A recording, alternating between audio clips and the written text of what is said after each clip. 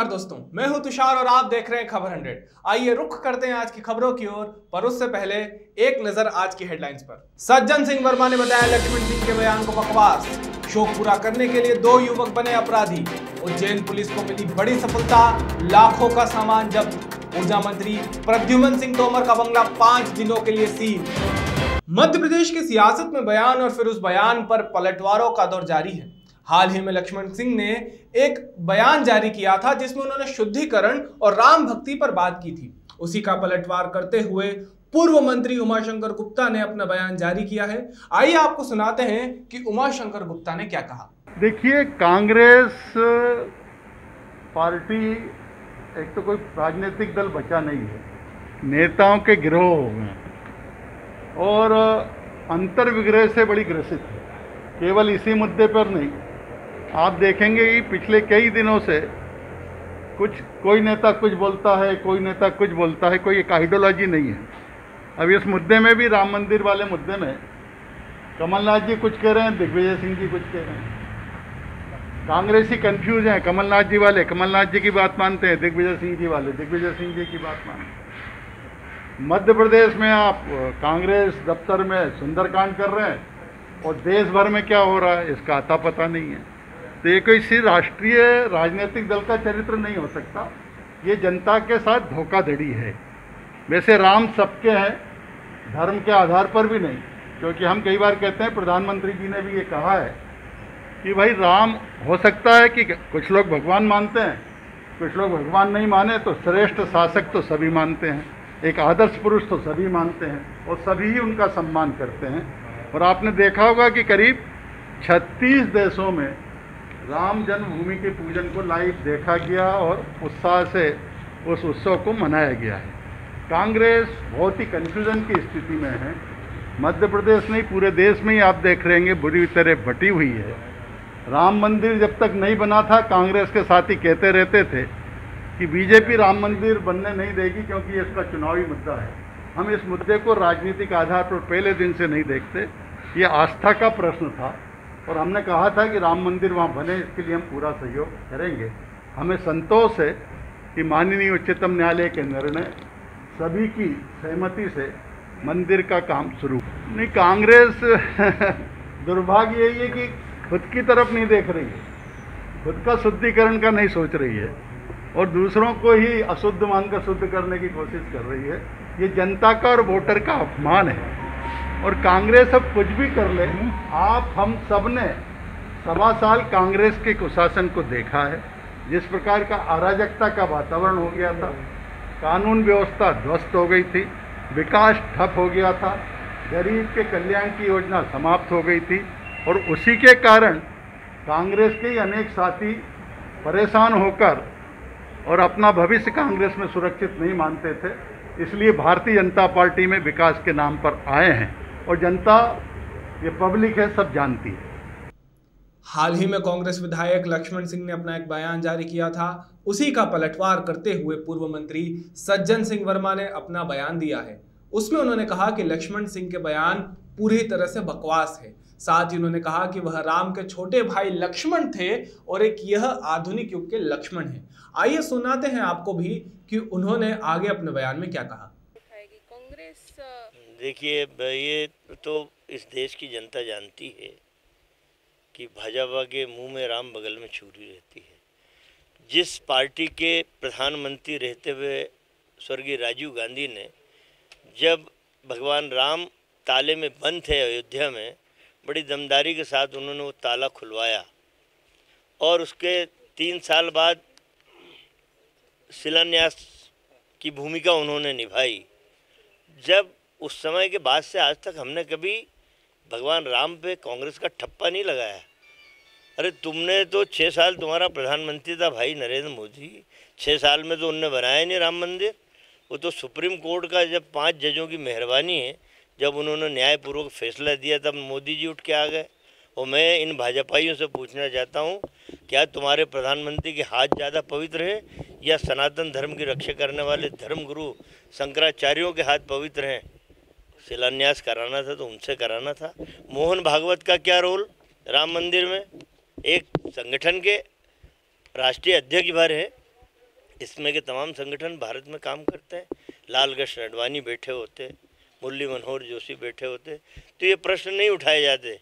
लेकिन भारतीय जनता पार्टी हर चीज़ में राजनीति का पुट देखती है। हमें 27 चुनाव मध्य प्रदेश में, हमें उससे कोई लेना देना नहीं।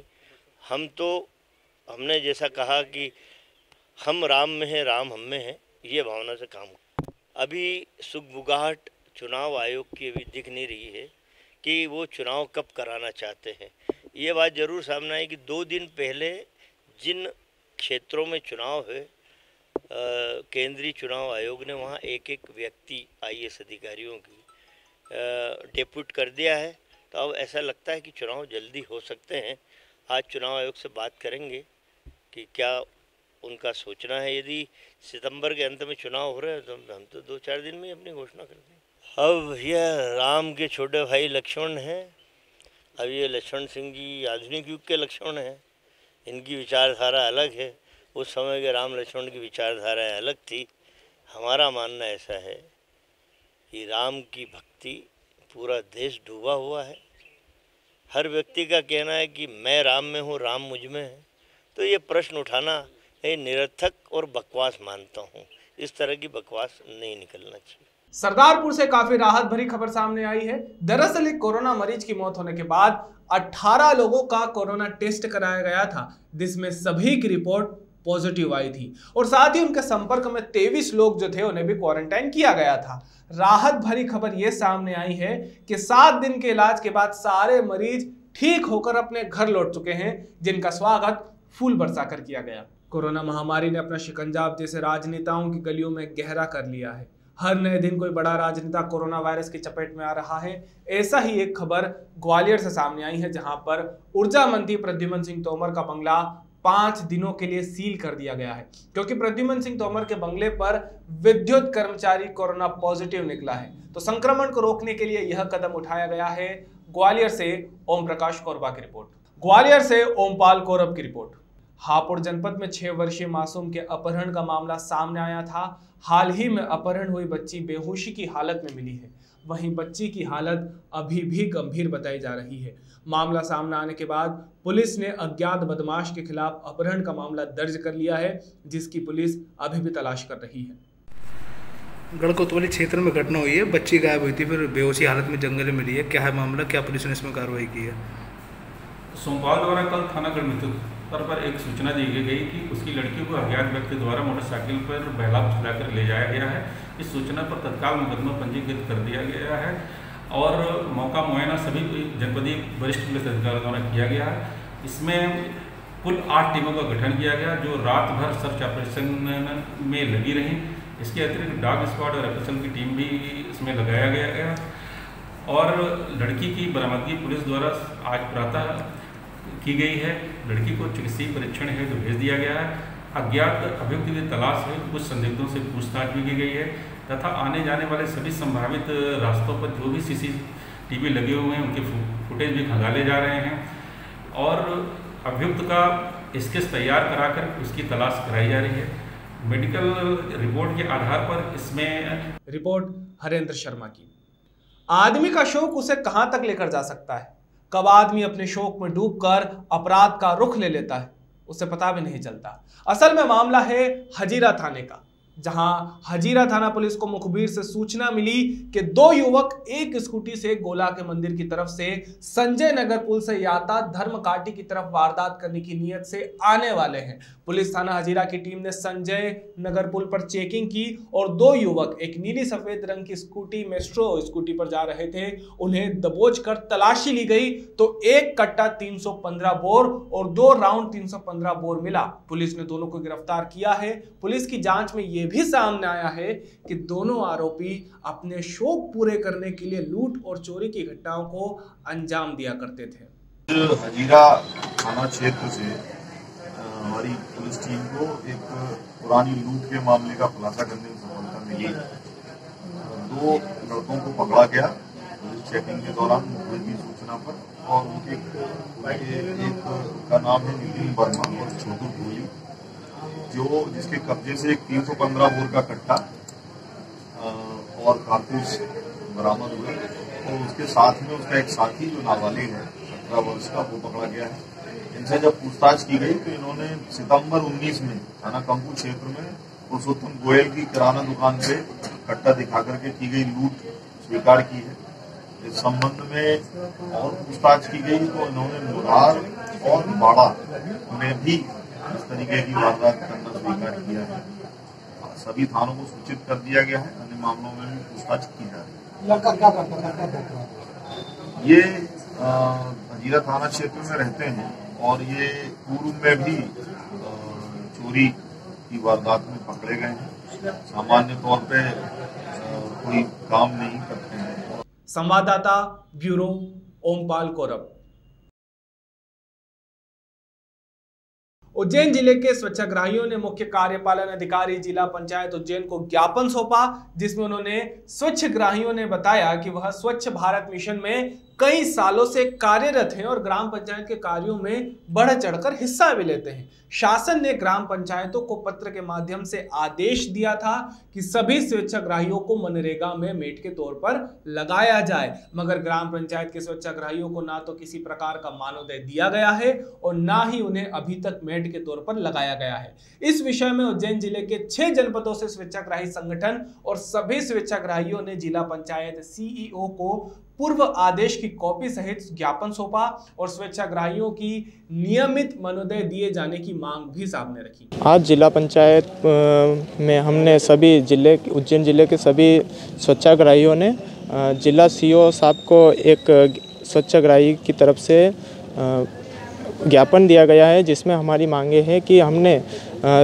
सभी स्वच्छाग्रहियों ने करीब 2014 से स्वच्छाग्रही का कार्य स्वच्छ भारत मिशन में किया जा रहा है और इस अभी वर्तमान में वैश्विक महामारी कोरोना में भी प्रत्येक पंचायत में सभी स्वच्छाग्रहियों ने निरंतर पंचायत के अधिकारियों एवं सभी ग्रामीण क्षेत्रों में निरंतर कोरोना महामारी के बचाव हेतु कार्य किया गया। किंतु हमारी मांग थी कि और जो प्रदेश सरकार ने भी स्वच्छाग्रहियों को लगातार उनको कहा गया था कि अगर आपको स्वच्छाग्रही से मेट के रूप में आपको पंचायत में नियुक्त किया जाएगा। उज्जैन पुलिस लगातार अपराधों को कम करने के लिए चेकिंग अभियान चला रही है, जिसके चलते नीलंगना पुलिस को बड़ी सफलता हाथ लगी है, जिसमें चेकिंग के दौरान 2 आरोपियों को कच्ची शराब की तस्करी करते हुए पुलिस ने गिरफ्तार किया है। उप निरीक्षक प्रवीण आर्य ने बताया कि आरक्षक अनिल पंचोली और कमल पटेल ने चेकिंग करते समय 2 लोगों को संदिग्ध पाया। पूछताछ करने पर दोनों आरोपी गाड़ी छोड़कर भागने लगे। आरक्षकों ने बड़ी बहादुरी से दोनों आरोपियों को पकड़कर थाने लाए। साथ ही गाड़ी से 70 लीटर कच्ची शराब जब्त की गई। दोनों आरोपियों पर पूर्व में भी चोरी के प्रकरण दर्ज हैं। श्रीमान पुलिस अधीक्षक महोदय, श्रीमान अतिरिक्त पुलिस अधीक्षक महोदय और हमारे अनुविभागीय अधिकारी सीएसपी साहब के मार्गदर्शन में थाना क्षेत्र में अवैध शराब के मामलों पर अंकुश लगाने हेतु टीम का गठन थाना प्रभारी महोदय के निर्देशन में किया गया था, जिसमें हमें मुखबिर द्वारा सूचना मिली थी कि ध्रुव नगर इलाके में ज्ञान सागर स्कूल है, उसके पास कुछ लोग अवैध शराब का ले जा रहे हैं और विक्रय के पर्पज़ से कहीं ले जा रहे थे। मुखबिर की सूचना पर हमारी टीम के द्वारा, जिसमें मैं था और हमारे एक साथी सब इंस्पेक्टर साहब थे सुधीर शर्मा और 2 आरक्षक थे, इनकी सहायता से हमने घेराबंदी कर इनको पकड़ा और अवैध शराब कुल 70 लीटर इनसे जब्त करी है। 34(2) का मुकदमा इन पर पंजीबद्ध कर विवेचना में लिया गया है। 2 आरोपी हैं। पिछले दिनों उज्जैन पुलिस में लगातार हो रही संपत्ति संबंधी घटनाओं पर अज्ञात आरोपियों की धरपकड़ के लिए उज्जैन एसपी मनोज सिंह ने पुलिस टीम का गठन किया था, जिसमें उज्जैन पुलिस को नगबनजगी की वारदात करने वाले गिरोह को पकड़ने में बड़ी सफलता हाथ लगी है। उज्जैन जिले के देहात थाना क्षेत्र में तकनीकी साक्ष्य और नगबनजगी की पूर्व वारदातों में पकड़ाए आरोपियों से पूछताछ की गई, जिसमें 4 आरोपियों को पुलिस ने गिरफ्तार किया है, जिसमें से 1 नाबालिग शामिल है। ये आरोपी पूर्व में भी वारदातों को अंजाम दे चुके हैं। पुलिस ने आरोपियों से नरवर थाना क्षेत्र में लेदर शोरूम में हुई चोरी का माल जब्त किया, जिसकी कीमत लगभग 1 लाख रुपए और कमरी मार्ग में चोरी हुई जेवरात और नकदी 1.5 लाख रुपए बरामद किए हैं। पुलिस अधीक्षक महोदय के द्वारा उज्जैन जिले की जो ब्लाइंड केसेस हैं, स्पेशली जो प्रॉपर्टी ऑफेंस हैं, उनकी डिटेक्शन करने के लिए विशेष निर्देश दिए गए। इस संबंध में जो साइबर सेल उज्जैन है उसको एक सूचना प्राप्त हुई थी, जिसके आधार पर 4 आरोपियों को गिरफ्तार किया गया है। उन आरोपियों से 2 नकबजनी बड़ी बड़ी बरामद हुई है, जिसमें से एक नरवर की है और एक जिवाजीगंज की है। सभी आरोपी, जिसमें से फैजान है, वसीम है, फैजल है, इन सभी के पूर्व के क्रिमिनल रिकॉर्ड हैं और इसमें से वसीम 2 साल से फरार भी था। सभी आरोपियों को गिरफ्तार किया गया है और आरोपियों से लगभग 3 लाख के आसपास का मसरूका भी जब्त किया गया है और इनकी गैंग हिस्ट्री शीट भी तैयार की जा रही है। सभी आरोपियों का पुराना क्रिमिनल रिकॉर्ड है, पूर्व से ही ये सक्रिय थे। ये जिवाजीगंज थाना क्षेत्र के रहने वाले हैं और सभी का क्रिमिनल रिकॉर्ड है। अनलॉक में इंदौर शहर में आलू प्याज मंडी भी खोल दी गई है, जहां आलू प्याज की आवक जावक भी शुरू हो चुकी है। मंडी में सोशल डिस्टेंसिंग और सावधानी के साथ व्यापार किया जा रहा है। वहीं देवी अहिल्याबाई होलकर मंडी के पदाधिकारियों की माने तो कोरोना काल में सोशल डिस्टेंसिंग को ध्यान में रखते हुए मास्क और सैनिटाइजर का उपयोग कर मंडी को चलाया जा रहा है। जहां मंडी के सचिव मनोज प्रांजय ने बताया कि बीते 15 दिनों तक मंडी बंद रहने से किसान और व्यापारी दोनों वर्गों को काफी नुकसान झेलना पड़ा है। नहीं, मुनाफा नुकसान की बात तो जैसे क्या है कि पहले बंद थी पहले मंडी और हमारे को कुछ शर्तों के साथ मंडी चालू करने की मैंने को मतलब चालू करी थी शर्तों के साथ। तो उसके अंदर ऐसा हुआ था कि सोशल डिस्टेंसिंग करना, मास्क वगैरह लगाना, माल भी व्यवस्थित बिक जाए और भीड़ भाड़ भी अपनी ज़्यादा नहीं हो। हमारी मंडी में एक्चुअल पहले क्या रहता था कि बल्क मतलब समूह करके माल बिकता था। सभी दुकानों का हमारी एक निश्चित स्पेस है, वहाँ सभी लोग मिलकर माल बेचते थे। उसके अंदर हमने परिवर्तन करते हुए अब प्रत्येक दुकान के ऊपर माल बिकाने की व्यवस्था चालू करी है, जिससे सोशल डिस्टेंसिंग बरकरार रहे। और मतलब जो भी व्यक्ति अगर जो मास्क नहीं लगाता तो हम उसको अपने पास से उपलब्ध करा देते हैं और उसको बोलते हैं कि पहले आप मास्क लगा के आओ, उसके बाद यहाँ पर आओ। हाल फिलहाल हमारी 2-3 दिन से जो मंडी चालू हुई है उसके अंदर बहुत अच्छी व्यवस्था हम लोगों ने चालू कर दी है। सोशल डिस्टेंसिंग का भी कम से कम ये समझ लो कि 2 दुकान वाले माल बेचते हैं, उनके बीच में 10 फीट का हमने गैप रखा है। पर्टिकुलर एक दुकान के अंदर हर दुकान के आगे मतलब दूसरा नहीं बेचता है और व्यक्तिगत माल बेचते हुए अपना काम कर देता है। उसके अंदर काफ़ी वहाँ को प्रतिशत अच्छा मिल रहा है। बात रही नफ़ा और नुकसान की, तो 15 दिन से अगर मंडी बंद रही है तो नुकसान तो स्वाभाविक होना है ही। हो तो किसानों का भी लॉस हुआ था कि माल हमारा क्या रहता है कि जैसे पानी छिटे का टाइम हो रहा है, किसी माल के अंदर का पानी छिटा लग गया हो या ज़्यादा टाइम तक भरा हुआ पड़ा रहता है तो जीन्स का नुकसान ज़्यादा होता है। अब 15 दिन के अंदर तो वो तो हुआ है। अच्छा, यहाँ पर हमारे 3 मंडी संचालित होती है। अब एक मंडी कोई भी अगर किसी चीज़ में अगर त्रुटि कोई करता है, व्यापारी या किसान भाई या हम्माल भाई, ये अपने प्रोसेस के अंतर्गत कार्य करते हैं। कोई भी व्यक्ति ये नहीं चाहेगा कि उससे कोई गलती हो। संभावना पूरी आदमी एहतियात वापरता है उस चीज़ के लिए। बाकी क्या रहता है, कस्टमर आने जाने का काम काज पड़ता करता है। उसके अंदर अगर जैसे 2-4 जने मिक्स हो गए तो हम उसको लोगों को भी एहतियात के तौर पे अलग अलग कर देते हैं। मतलब प्रशासन के नियमों का पूर्ण तरह से पालन करने का हम हर संभव प्रयास करते हैं और कर भी रहे हैं। अभी के लिए केवल इतना ही, लेकिन ताज़ा खबरों के लिए देखते रहिए खबर 100, जनता की बुलंद आवाज़।